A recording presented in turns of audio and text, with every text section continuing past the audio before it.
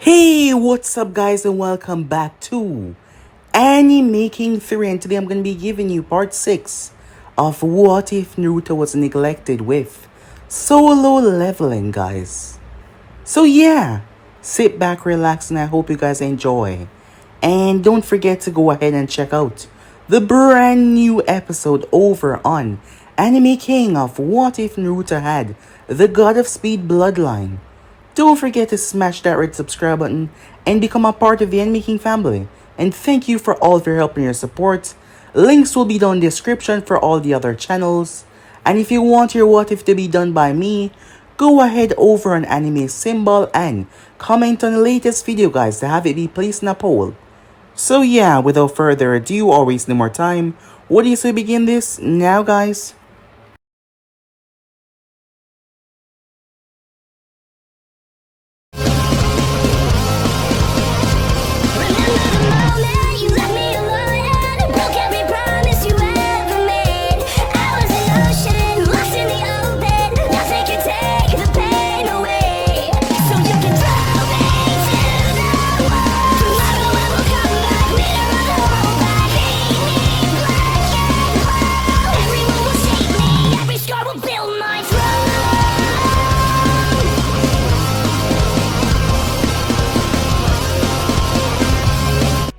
So the last spot we left off, Orochimaru was losing his mind. All of his dealings were being cancelled because every person that he has ever worked with, they were being slaughtered, one after the other. A Soul Ninja accidentally came in when he was breaking down as Orochimaru ended him. Immediately, the Sanin was furious. He had to kill this person. The person was getting closer and closer with every move, and Orochimaru was actually for a very long time feared for his life. He was afraid of death that was seeking him down. He had a plan though. Yes, a plan that was risky, but he had to do something. He was going to lure the person out. He had to make sure that no one else got this information. He was going to let the person find out about his invasion on Konoha. Whoever this is, they wanted to kill him by themselves. So he doubted that they would spill a word about it. And then, when they finally showed their face at the Hidden Leaf, upon the day that he was going to bring death and chaos, he was going to use a reanimation to end them and the Hokage as well. Yes, that is exactly what he will do. At the village, Mito and Menma were shocked to what their parents told them. Mito went upstairs immediately and slammed her door shut. She was angry, extremely angry with the both of them. All this time, their brother had been alive. Mito did not listen to their explanation or anything because she was just so pissed off. Menma was the one that came to her side to comfort her in her times of anger and rage, able to soothe some of that anger. She didn't want to speak to her parents right now. She didn't want to hear anything from them. She was just so upset. We then skip towards Naruto, who was currently making his way on the road. As he was walking, he was found by the two members of the Akatsuki. Reina did not make it on time. Sasori and Deidara came across Naruto, expecting to bring him back to the land of rain. So with that, they told him, but Naruto was not interested in joining a single organization. He told them to leave him alone, but they refused. So they started to fight. Sasori and Deidara was taken aback by the sheer curiosity, strength, and power in this one person. Naruto did not only fracture Deidara's back, but he shattered Sasori's favorite puppet into millions of tiny pieces. Naruto took the both of them on as he pulled out a new blade. From their perspective, he pulled it out of nowhere. He was going to slaughter them where they stood. Deidara summoned a bird as Sasori leaped on top of it. They had to flee. They had to get out of there. This was a fight that they could not win. Not unless they resorted to drastic measures like Deidara blowing himself up, which he was not going to do. So they returned. Some time passed. Kisame found it rather funny that they got manhandled and was laughing at them. When the meeting came to an end, he was surprised that Reina did not say anything. Usually, he would be teasing that blonde idiot as well. However, her mind was currently preoccupied at the moment, focusing on other stuff. She said that she would tease him another time. So with that, back at the village, Mito finally decided to sit down and listen along with Menma. Kushina and Minato did not make things better by telling them what happened when Naruto was younger. Mito couldn't believe it. They neglected their own son. She was angry about that. Because of how sympathetic she was, she could only imagine her older brother, being 6 years old, forced to leave because he think that no one give a damn about him. It brought back so much pain for Kushina and Minato, but then they didn't realize the traumatic damage that they were doing. Minato had to have a conversation with Jiraiya. He was able to get his tabs on Naruto this time. Jiraiya believed that he could do it again, so he had made his way off soon after. Mito did not fully forgive them. Even Menma was really upset. However, they could talk about that once they bring him home. As Mito had seen it in his eyes. She didn't know why, but he seemed broken. Like something was seriously wrong with him. She could tell that just from a gaze. Sorrow, pain, anger, sadness. So they were going to bring him back home. Some time passed after that. As Naruto was watching through one of his shadows, Orochimaru was forced to kill Raza to take his place, and Raza wanted to back down. Orochimaru couldn't afford that though. He had contacts with people that were not really his friends, but people that want to see the demise of Minato as well. Them, along with the San, along with his forces, they would bring Konoha down to its knees, and no one would stop them. As Naruto observed all of this, he was not going to inform the village of any of this, because he already had it handled. Orochimaru might have an army, but so do he. Yes, 10 of his shadows were the most powerful, but the others, they could handle themselves against those weak sound ninjas. He would keep the people of Konoha safe by butchering every single one of Orochimaru's forces just to get back at the man. Yes, he would. So with that, Naruto headed off, but not before taking something. Konoha was hosting the Chunin exams, and things were ready. Mito was ready to face this down. She was sure that she was going to become a Chunin. Higher up in the ranks, the more time she would have to search for her brother and find him. At least sit down and have a reasonable conversation with him. So yeah guys, so it's basically as we left off. You guys can switch across the play check of yourself, and also don't forget to go ahead and check out the what ifs on the other channels, and I hope you guys enjoy each and every one of them. So without further ado or wasting more time, what do you say we jump right into this? Begin now guys. We begin this episode with Naruto as he was hopping from tree branch to tree branch. He seemed rather irritated because someone was following him, and he already knew who the person was. The person caught on to his trail a day ago, and they have not left it since. They've been watching, observing. He figured that they would expose themselves by now, but he was wrong. He was tired of the constant following though. Naruto brought the both of his hands together as he stopped on a tree branch. Slowly but surely, a small flame ignited in the center of his palms. It started to grow and grow. His back was still turned to the chaser that was following him. He then suddenly turned, and the flame that was behaving erratically shot from the center of his palms outwards. The person had no choice but to leap away, as several trees were turned to ashes within 2 seconds. They were burned to nothingness. The ground was scorched and black. The person was now standing on a higher branch looking down. "I take it you knew I was following you," he said. Naruto was not in the mood to talk. "What do you want?" he said. Standing there was none other than Jiraiya of the Sannin. "You remember me, don't you? I've only met you twice in my entire life. But yes, I do remember you. Now talk. What do you want?" You've been gone for so long. We thought that you were dead. Perhaps I did die, said Naruto. But that still doesn't answer my question. What do you want? Jiraiya leaped forward as he stood on the branch opposite of Naruto. I want you to return back home. Your parents, they miss you, the Sannin said. He was watching Naruto's face extremely careful. However, there was not a shred of reaction. As Naruto looked right into his eyes, no flinching, no movement, he just stood there. Well, I'm not going back home. So leave, he said. I can't do that.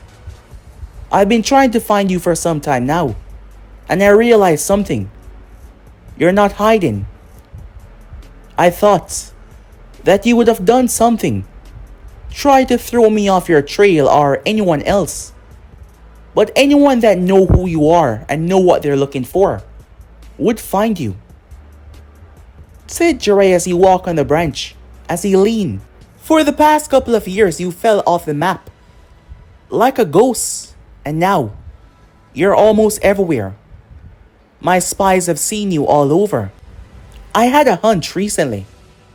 Several criminal boss have been slaughtered. To the extreme degree, it's like someone is sending a message. Countless has been killed. They have been wiped off the map completely. Thousands of guards slaughtered. Blood written all over the wall. I'm coming. Over and over again. And I recently got some information. And it turns out that it all linked back to you. You're hunting someone, aren't you? Naruto was impassive as he did not make a face. That is when I was able to make the connection. All of these people, they're connected to someone that I also hunted as well. Orochimaru, he said. Despite what Jiraiya just said, Naruto's face still did not change.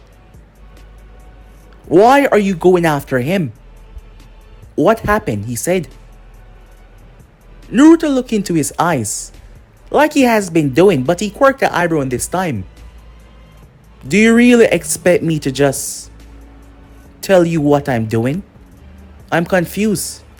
You speak to me like we're familiar with each other, like you're not just a stranger to me. Yes, I do say I know you, but I know you as Jiraiya, one of the Sannins of Konoha. Nothing else, nothing more. And if you don't mind, I'm currently busy, said Naruto as he started to walk. He was about to jump off the branch when the Sannin appeared in front of him. Jiraiya's 5 fingers were glowing, Fuinjutsu. He was about to slam it in Naruto's stomach until Naruto grabbed his wrist. The Sannin was taken aback as he could not move his hand. Their eyes met once again, and Jiraiya saw it. There was no anger. There was no rage. He's seen this look several times before. It was a look of a broken man. As he see the gaze, there was nothing behind it even now. Even as he just tried to take him down, he did not care. Not in the slightest. It was almost like he was looking through the Sannin and seen the tree behind him. It was like he was nothing. Jiraiya's hand slack. The chakra dissipated from his fingers. As he looked right into the dark-haired individual that stood in front of him eyes. This can't be about your parents. I've thought about it for so long. And despite how hard it might seem, you must have moved on from then. You recently lost someone, didn't you? Naruto did not react. That is why it's so easier to find you now. And I'm betting that Orochimaru is involved in this. Is that what you're after? Revenge? To kill him for what he took away from you? More likely who he took away from you, the Sannin said. I know that you're angry, upset, However, we can help. I can help. I have a lucrative spy net. Jiraiya was cut off as Naruto yanked on his hand with such force. The Sannin could not stop himself as he slammed right in a tree. He started to pick himself up as a blade was currently pressing on his throat. The Sannin was not trying to fight back though. He just looked up at those cold, dead eyes. If he was not mistaken, Naruto could just end his life right now. And it probably wouldn't cost him a single thought about it. I'm not returning back to the Hidden Leaf to become a part of any family.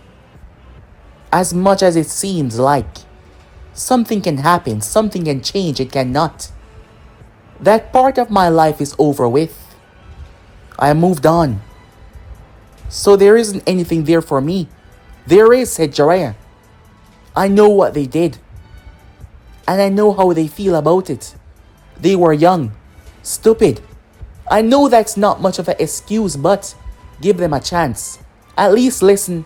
Jiraiya felt blood leaking from his neck as Naruto applied a bit of pressure to his blade.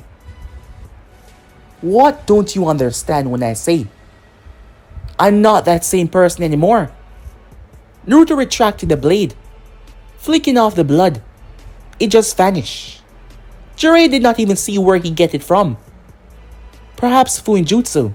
As Naruto started to walk, Jiraiya got up. Wait. He started to walk forward until Naruto's body was being wrapped up in shadows. Just like what happened, the Sannin moved forward, aiming to grab onto his shoulder, but he was gone. Jiraiya cursed as he looked around. He could sense nothing. It was like a teleportation, he realized. The Sannin lowered his head. He failed once again. To bring him back this time, he failed. However, he now knew that Naruto was in pain. Not just pain, but agony. He had to find out. He had to find out who he lost and how was Orochimaru connected in this. He wasn't going to return and tell Minato or Kushina about this just yet, because it will not solve anything. He just had to find out. Otherwise, that look in Naruto's eyes, it may spell danger for the future. Time skip. Mito was standing inside. As she was looking around, her father was standing on the podium, speaking to all the others. They had went through the tuning exams not too long ago. They spent the next 4 days here. They had arrived in the first day. Her and her team had quickly gotten their scroll. She glanced over, she saw her brother and his team over there as well. The first part was pretty easy, just a written test. The second part, they had to venture into the forest. A bit harder, but nothing too difficult. She got what she needed, and they got the hell out of there. Now it was time for them to take part in a preliminary. She glanced around. That boy from the sand, he gave her the creeps. He was just like her though, but he wasn't like her at all. They were both Jinchurikis, but their mannerism were completely different. The look in his eyes, it was one of danger and death. She just had to focus though on the exams. She was not going to fail. She was going to succeed. Nothing was going to stop her now. Over on the other side, Menma was looking around. So far, everything has been pretty easy up to this point. Nothing has been too difficult, he had to say. And it's been pretty fun. But he was looking forward for the promotion of becoming a chunin. It will allow him more freedom, higher rank missions, and to prove himself as well. Menma had a lot on his shoulders. He had the Mokiton, something that the first Hokage, one of the strongest ninjas of their village, had. Many people expected a lot from him. Many people wanted him dead. Both him and his sister, but him so more. Because of what he possessed, they fear him becoming the next Hashirama Senju. However, he also had this confidence problem. It might not show a lot, but he did not know if he could do what everyone says if he could achieve greatness. He didn't know why he had it, but he always believed that he was going to let people down. And he's been keeping much of this to himself. But slowly, as the time passed, he realized that maybe he could change that. Change his outlook on everything. And also prove to himself that not everyone was meant for the same thing. Everyone had their own path, their own destiny. From a young age, people were telling him that he was going to be just like his father. He looked so much like his father, there was a dead ringer between the both of them. And he was going to be just like him. Menma had had issues with that. It was a lot growing up. Not to mention, to constantly see a few people within the village giving his sister dirty looks because of what she held. That was also something that he placed on his mind. He didn't understand sometimes. How could she strive to become a leader of this village? That was one of her goals. She wanted to become the greatest female Hokage of this village, to surpass all others. There has not been a female Hokage ever, and she wanted to be the one to do it. But he just did not know how could she just set aside everything. Maybe it was just his different view on things. But everyone is not the same. Everyone had their own complications, their own issues. He wondered, what was it like for their older brother? But he would not know until he find him. Time skip. Orochimaru was currently seated in the office of the Kazekage, disguised as the man. Yes, no one was to disturb him. The Sannin felt perfectly safe. Whoever it is that was hunting him had no idea where the hell he was. And that was good, for now all he had to do was sit back and relax as his plan played out.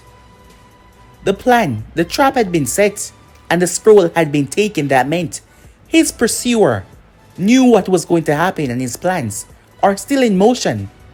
Soon enough, he will show his face at the exams, and he will slaughter him and finally get him off his back once and for all. That brought a smile to the Sannin's face, and the destruction of Konoha was the biggest boost of all. He had already made a deal with that slimy man Danzo. The man was more slimy than him when it comes to dealings. Orochimaru had no reason to go in the exams searching for the Sharingans, because they were all over. The one that he desired the most though was the prodigy of the clan. His name was Itachi Uchiha. He was looking forward to taking those eyes. Meanwhile, that was going on a far distance away. Situated on an island was a prison of the Sannin. Yes, he had this prison with multiple test subjects that he used. There were several sound guards there, and also several doctors as well. Doctors that, well, they performed sick twisted experiments like the Sannin. The people here has given up hope. They did not believe they could escape. They were stuck here and used as lab rats. They heard the screams, the terrifying screams. At the moment, the people found themselves running out as they saw the boats that the doctors used to get off the island. As they glanced towards each other, who was it? They asked, confused. Someone had freed them, but they did not see the person's face. They heard screams, but this time it was from the doctors. And some of the sick twisted experiments that Orochimaru had conducted there, turning people into monsters. Boom! A violent blast tore apart the entire building. Debris was sent everywhere. All of them stood there in shock. For the first time in years, some of them that has been locked up for years felt hope. Let's get the hell out of here, one of them said. He didn't know where he was going. Some of them has been here so long. He just wanted to get the hell out of here because he had no idea where they were as he hopped on the boats. Meanwhile, far down in the center, a scientist was crawling. He was bloody, dirty. He was crawling and wincing in pain. when he suddenly saw boots in front of his face. He gazed up, but he wasn't able to see who it was as a sword went through his eye, ending him. Naruto pulled his sword out as he looked around at all the chaos. He simply started to walk once again.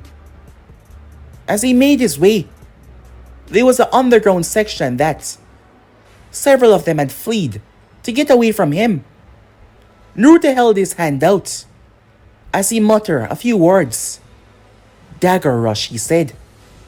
2 daggers he pulled out of the system and launched them. They tore through the earth, having a purple aura surrounding them. Meanwhile, the 3 remaining scientists were running for their life, hoping to get out of there using the underground passageways, when suddenly, he heard something behind him, the one at the front. When he turned, he was shocked as 2 bodies were on the ground. 2 daggers buried in their skull. The man turned as he tried to flee when he heard the entire ceiling above him was destroyed. Solid thick stone and a large metal housing was ripped open. Before he could blink, his throat was grabbed and he was slammed against the metal hard. Blood started to run down his face as he stared back into those blue, glistening eyes. "Tell you what, if you give me some information, I won't kill you." A few moments later, the scientist's head had been removed from his body and rests neatly on the ground. As Naruto walked out, people lie, after all. Time skip. Mito had a large scroll in front of her. She was practicing her Fuinjutsu. She was working on something big that she will show off in the exams. She made it, of course. Her brother had passed through as well. Sasuke had passed through as well. Sakura did not make it. She will be facing off against Neji Hyuga. Everyone say that he's a prodigy. He's from the Hyuga clan. She knew him quite well though. He was the older cousin of Hinata. Neji was not really a bad guy. He was good to Hinata. His father taught him better than many of the other clan members a part of the Hyugas, because all of them seemed to have a stick up their ass. Except for Hinata and Neji though. While they were not exactly friends, she knew that he was powerful. Hinata had told her that herself. So she had to be prepared. She had to be ready to fight the Hyuga.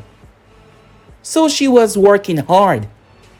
There was something big that she was working on. She did not believe that 1 month would end up changing her fighting style or give her an extra boost of strength, so she did not need a big teacher to help her. Her brother was busy with Yamato at the moment, refining his Mokiton perhaps. She had something for him as well when they make it to the end. The only problem that she see within the exams, there was 2 of them, and that was Sasuke and also Gaara. Sasuke had come a long way. He had been trying to best her, and he's been getting stronger. At least his father was happy that he passed through. However, his father never really showed emotions that much. But his brother Itachi was there for him. Yeah, Itachi was cool, she thought. However, she was running into a problem, and she couldn't get over it. That is when she heard something behind her as she turned to see her mother coming out with juice. She's been out here for some while, and the day was hot. "I'm not thirsty," said Mito. "Come on now. You've been practicing for a long while. I said I'm not thirsty." She looked over her shoulder. She saw the look on her mother's face before she released a breath. "Look, Mom. I'm alright. I know that things have been rough for some time now between us. But I'm handling things. And I understand, at most," she said. The relationship between them had not truly recovered that much, as Mito had not wanted to stay in the same room every time with her. Menma was different though. Menma did not express his emotions like Mito, but the look on his face Most time when the both of them talked to him, it showed that it was too recent. The both of them were just feeling hurt. That the people that they knew, the people that was there for them from day one could actually do this. To their own blood. It was just a shocking revelation. It was not much about mental or physical pain. It was just pure shock. And it was something hard to get over. Did that mean if they were born first, would the same thing have happened to them? Not to mention if it was a both of them. Would the same thing, would they be neglected? It was just hard. Kushina had tried to give the both of them time. She knew that once the secret came out, things would be difficult. She knew that. However, she felt like things were not fully going back to normal. And she didn't want that. She already lost one son who seemed to not acknowledge him as not even his parents anymore, which she was trying so hard to mend and bring back. She didn't want to have such a bad relationship with Menma and Mito. She just wanted things to go back to normal, but she knew that was not easy. But that is what she wanted. She knew what she did. She knew everything. But she didn't want to have this complicated relationship with them either. And if she finally get a chance to talk to Naruto, she can only pray that he would listen it far enough for her to explain her part. She knew that it might not be much, but she could only pray that he understand. Time skip. As the weeks went by, Mito kept on training. She got some help from her mother, student. Her name was Yujiro Uzuki. Yujiro had been taught by her mother in Kinjutsu. Kushina felt hurt that Mito did not come to her to help her. For the month-long period, they did not go to Minato either, so yes, the parents sat down and talked to one another knowing that things were not just going to return back to normal so quickly. But the least they could do was try. Jiraiya had not sent any word back yet. Minato wondered what was going on with him. Until a day ago, when he said word that he would be here for the exams. He wouldn't miss it. He was happy to hear that. At least he could be here as well to cheer them on. So with that, the big day finally came. Sasuke Uchiha got a lot of training done. His father begrudgingly gave him some pointers. The man always seemed to be having a hard time focused on him. Sasuke really and truly hated that. But Itachi was there for him. He realized that Itachi must be going under a lot of stress as well. Taking over the clan and all of that. Being the heir. However, Sasuke just wanted the attention. His mother tried her best, but he was looking for his father's approval. That is why he could not fail. He had to be the one to complete the Chunin exams and come out on top. He could not fail no matter what. Today was the big day. People from all over were making their way, gathering all amongst. Mito and Menma arrived. The place was filled as they stood in the stadium. Nervous? Menma asked. "Tuh, when am I ever?" she said to him with a smirk. "Yeah, I guess you're right," he said. "What about you?" she asked him. "Just fine," he said. "Just waiting to see you in the final so I can finally prove that I'm the stronger out of the both of us." "In your dreams," she said to him. "You'll see. Just wait," she said, as they made their way over, greeting the others that were able to reach this far. Shikamaru was one of them. Sasuke was here as well early. Shikamaru did not seem pleased to even be here. However, he was still down here. Mito felt something strange. It was like someone was looking at her. She glanced up toward the stadium. However, she did not see anyone of noteworthy. She did not see the shadow that whipped past with truly great speed. No one did. Minato Namikaze entered the Kage's booth with two guards behind him as he sat down, greeting the people that were already there. There was a lot of important representatives from different villages that were here to see the performance of the Konoha ninjas. Some important people that made their way up to the box. That is when the Kazekage arrived. The both of them shook hands, greeting each other. The man was hiding majority of his face. Minato found that odd, but the style in the sand was completely different from the style within Konoha. Something was not right though. Minato could feel it. Something was strange, he thought.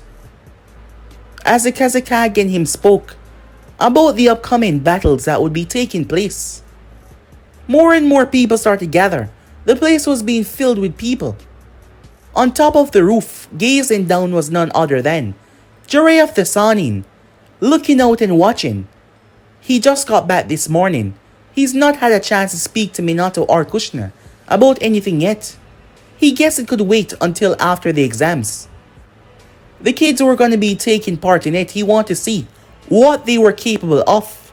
Yes, he was looking forward to it. So with that, everyone was now seated. Minato stepped forward, using chakra to spread his voice. He started to welcome the people that were there, the daimyos that were seated and well guarded, all of them, to witness the unification of the villages. Instead of going to war, the Chunin exams was an outlet. His speech went on as many people could not wait. The anticipation was killing them. A lot of important faces were down there. The children of Minato alone. The children of the Kazekage as well. There was a prodigy of the Hyuga clan. The second son of the head of the Uchiha clan. Yes, it was quite something that was taking place. In the far corner was a root ninja. Yes, he was watching the scene without his mask. And he was not the only one. There were several other root ninjas. Orochimaru and Danzo had made a deal in order for the succession of this destruction, which Danzo and the man would benefit greatly. So yes, the cripple was not here though. He was somewhere else, waiting. But his root ninjas were there. Minato sat casually, not knowing the threat that was looming, a big great threat. Once he was finished, he handed the reins over towards Hayate.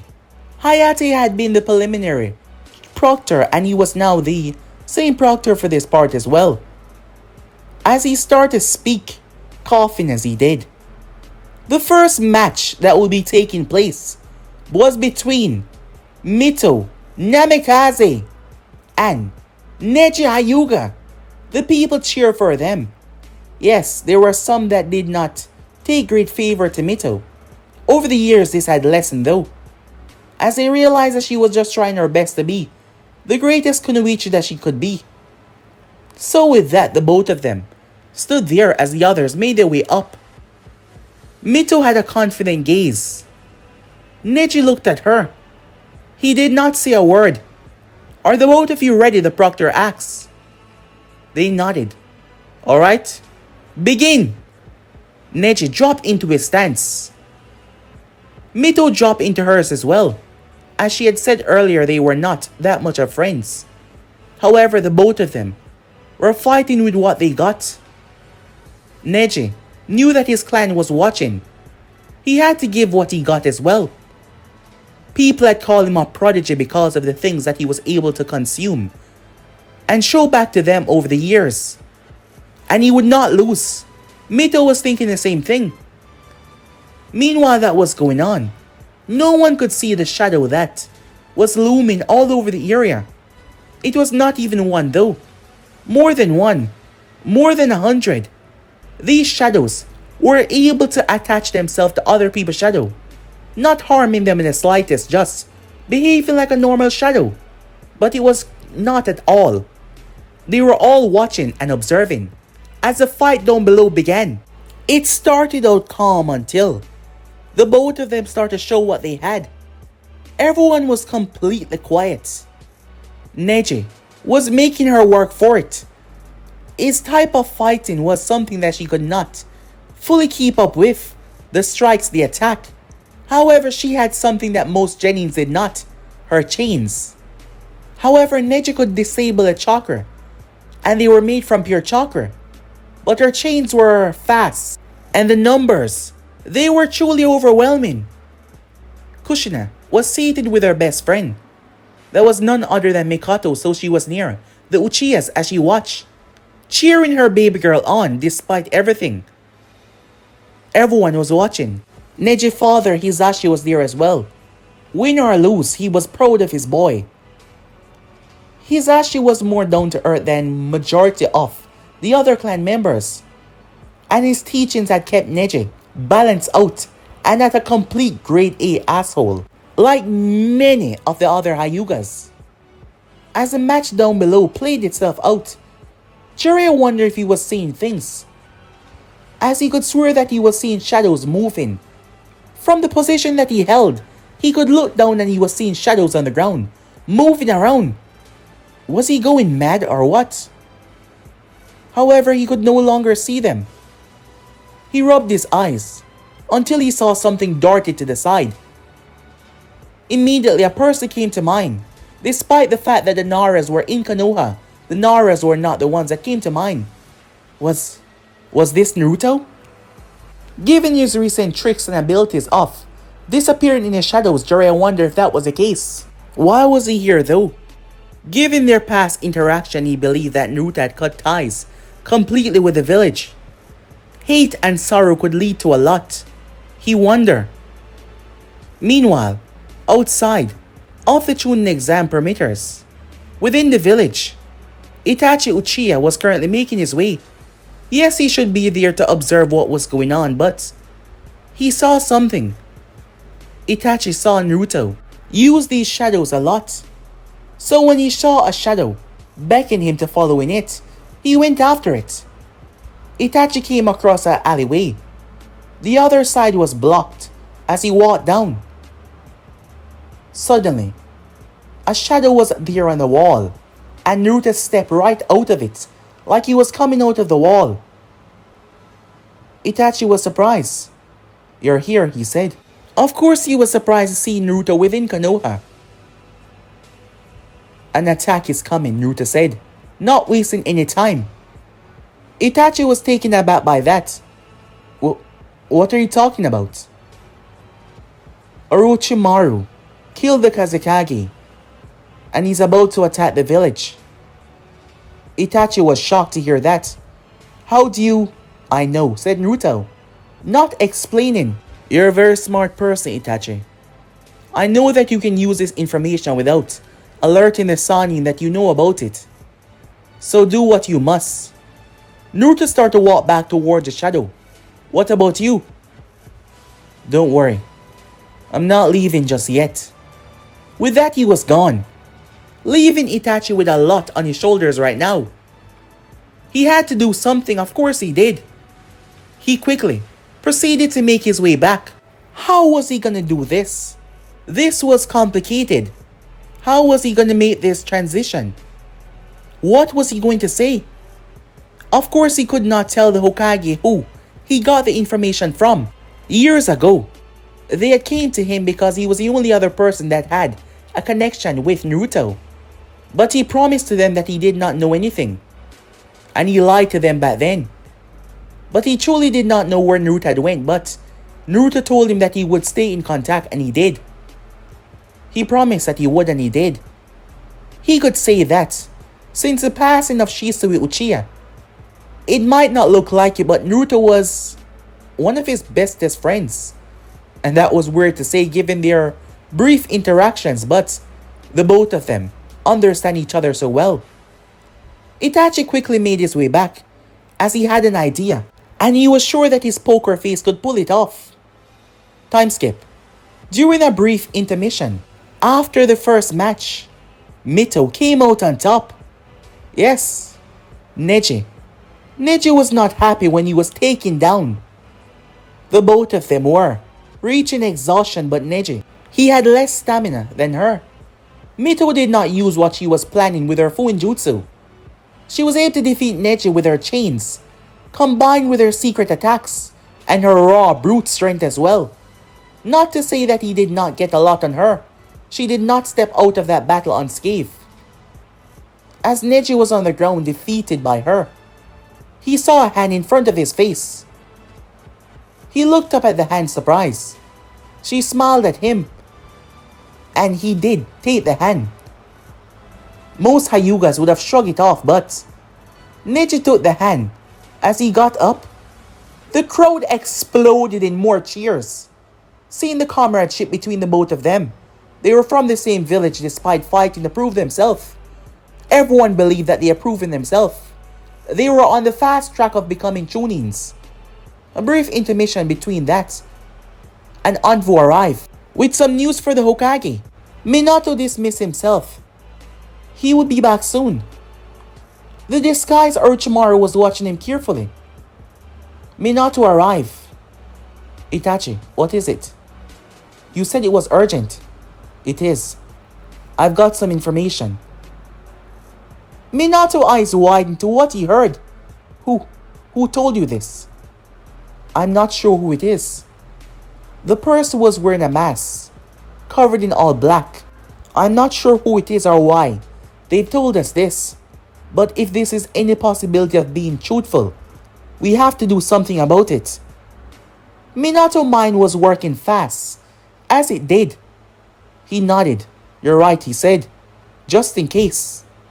Time skip. More matches took place down there. Kankuro gave up. Minato was even more suspicious why. The son of the Kazekage would come here and just give up. But yet his daughter fought Shikamaru. Something was going on. Minato. Reaction and behavior towards the Kazekage did not change in the slightest. He was a professional when it came to this, so he behaved as a professional should. Sasuke went down there, as he was to be facing Shino. This match did not take long. Shino was powerful, yes, and with his bugs. However, Sasuke used his fire to nullify the effect of any of Shino bugs getting around him. Something that he's been working on. He's been working on it ever since he saw Gaara Ultimate Defense, a fire defense. It was just the first phase that he had got so far. And he has it. He was able to burn the bugs from getting close to him. Sasuke came out on top. His father seemed okay with that. Itachi was able to spread the information between all of their Jonins, carefully and quietly, to prepare for what is going to come just in case. And now they were here, the finals of the first round. It was between Gaara and Menma. So with that, the both of them made their way down there. His sister, who had recovered somewhat, telling him to be careful, he nodded. Menma had studied a lot. Senju Tsunade was not here, but the library was still there, of the Senju clan. He had studied a lot on what the Senju Mokidan could do. That is why Yamato was also a great asset to the village. Majority of the people had not seen this in person, but they've heard about it. As the match started out, Menma could not get anywhere close. The sand was there. However, Menma was heavily suppressed. His speed was his big counterpoint besides his Mokidan. His sister was physically stronger than him, yes. Her strength was monstrous. She even held back most times to not truly damage her opponent. After all, her and Neji might be fighting, but she wasn't trying to kill him. In terms of strength, his sister outmatched him there. But when it came to speed, he was far faster than her. Lee was shocked as Menma was ramping up, going past even when he removed the weights. And he was not going all out. As the battle continued, as they clashed against one another, Menma started to pull out the damaging blows. Using Earth style, he started to attack Gaara from all over. He then started to use water against the sand, a big downfall for Gaara. Menma flashed Juhansan as he did a B-rank jutsu. A spurt of water slammed into Gaara's shield. The sand was getting slower. Menma was actually pushing him back. Quickly as he did, Gaara started to get frustrated and mad until Menma hit him with another deadly jet of water that sent clumps of sand everywhere. Menma was no longer playing around. Using Earth style, he was able to create a large pyramid that he used to get up into the sky. Water bullets came raining down, soaking Gaara-san even more.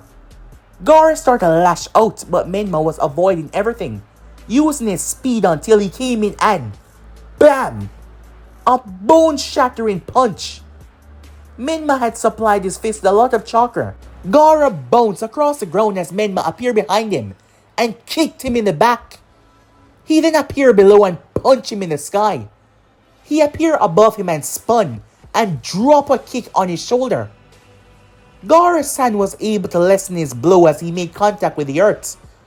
It was much softer and weaker though, so he still felt it. Gaara started to retreat upon himself.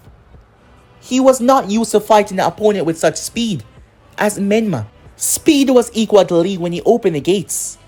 Not the higher ones but the lower ones, but still, truly impressive to catch Gaara like this. And the sand being slowed down, Gaara was being obliterated. Gaara was forced to retreat upon himself. Now Menma could not get close.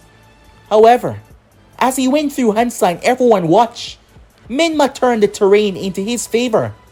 Everyone was shocked as they saw the power of the Mokiton, those that had not seen it. Gaara found himself in the middle of a jungle. His sand was being torn off by the vines and the thorns that ripped into it. One of them was able to pierce right through. Menma pumped his chakra through. It tore through the wet sand and ripped into Gaara's shoulder. The thorn started to drip blood as it was running down the side. Gaara was shocked by the pain. That is when he released a bloodthirsty scream as he saw his blood leaking down his shoulder. That is when the signal was given.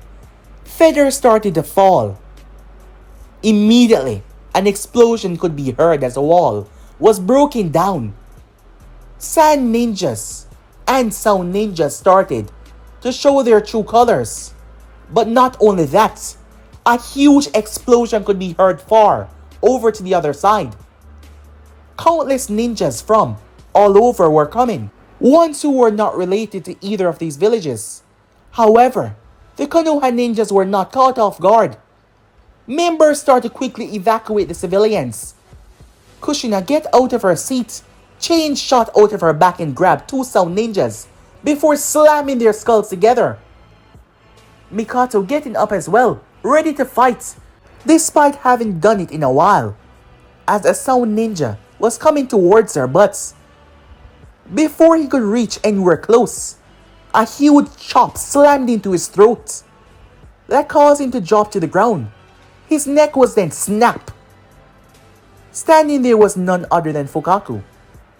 As he stood there to protect his wife despite knowing that she could handle herself, he quickly started to give orders to the Uchiha to move out as they started to retaliate. The Sound and Sand ninjas were caught off guard, even the ones that reigned in the village. Meanwhile, at the Kage's booth. So this is what you were planning, huh, Orochimaru? So you figure it out, huh? The Kazekage still had not moved, neither has Minato. When smoke filled the entire area, Minato was outside within a second. Orochimaru as well on the roof. Minato's eyes tracked the four individuals, which he thought was two, as they created the barrier. Minato looked at said barrier. And what's stopping me from just getting out of here, he asked, confusion on his face. Orochimaru chuckled, flashing through hand sign. Edo Tensei, he said. Summoning 3 coffins. The third one on the other hand, it failed. He frowned at that. Yes, run. And then I'll have them drop the barrier, and these two would lay waste to the village. Minato's eyes widened when he saw who it was. The first and second Hokage. Orochimaru chuckled darkly. Meanwhile, Menma leaped over the broken wall as he was going after his sister, who went after Gaara when she saw him fleeing.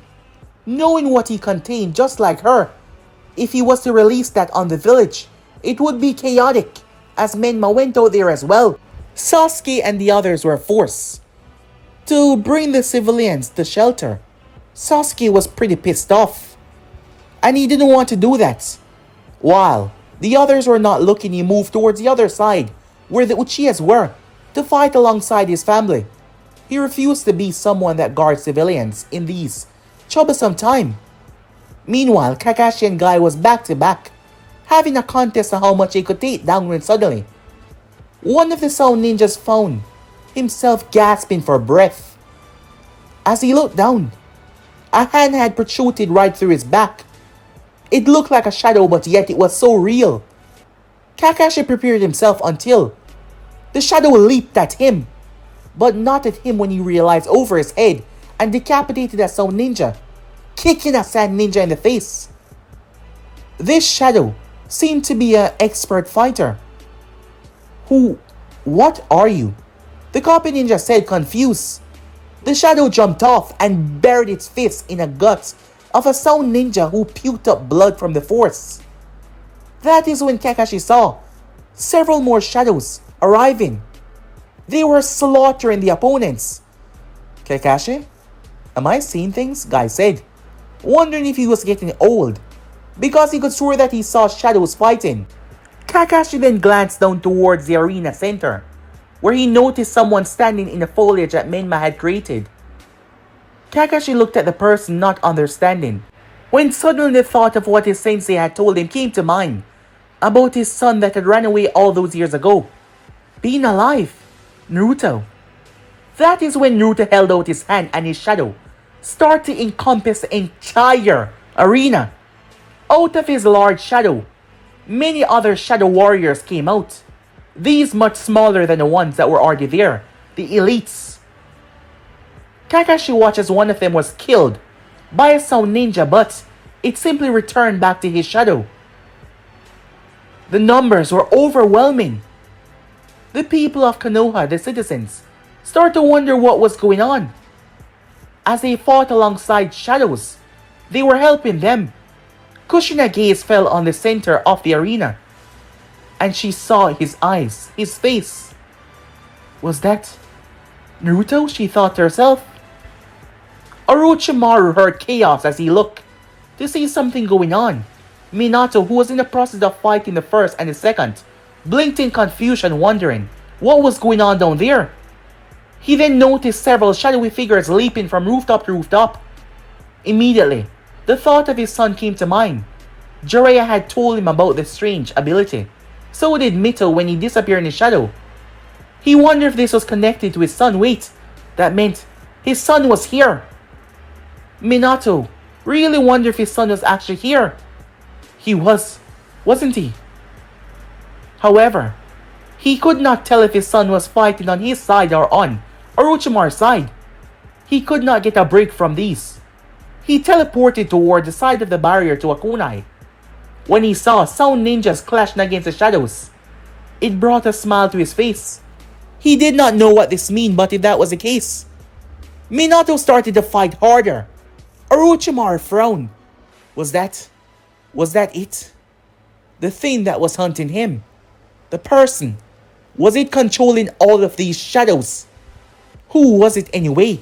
The Sannin wondered to himself as he stood there, watching as Minato fought and tried to take down the two previous Hokages. On the other side, Kushina leaped as she landed on the shadow that was inside of the stadium. It did not affect her in the slightest as she ran.